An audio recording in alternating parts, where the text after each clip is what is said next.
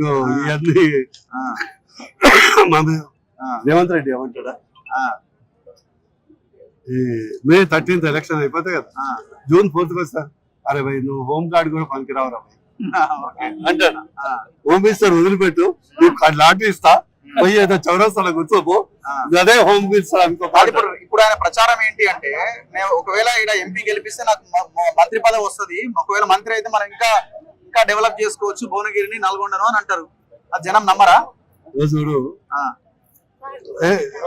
ఏమైందమ్మా జరా జరా జరా జరా 2 నిమిషాలా. తుపాకీ రాములు మించిపోయిన వాళ్ళు ఈ రోజు ఎట్లా ఇస్తారా భయ్?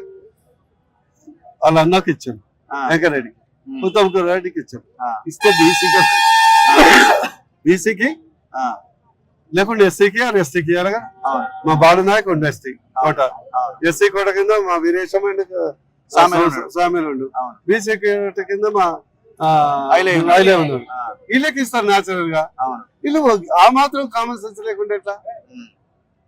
రేవంత్ రెడ్డి పాపం మా వెంకన్నని ఫ్యూచర్ సీఎం చేసిండు, ఈయన హోమ్ మినిస్టర్ చేసిండు, మూవీస్ ఎక్కించుండు, గేమ్ ఆడుతుంది. దేంట్లో భాగంగా ఉంటాడు? ఏం లేదు. రేవంత్ రెడ్డి ఏంటంటే గేమ్ వేసాడు.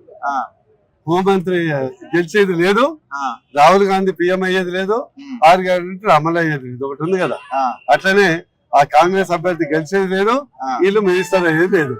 సో ఈ స్కెచ్ ఏం చేసిండంటే, ఈ స్కెచ్ లో పర్మనెంట్ నెపం నీవే, నువ్వు మా గెలవలేని చంద్రబాయ్.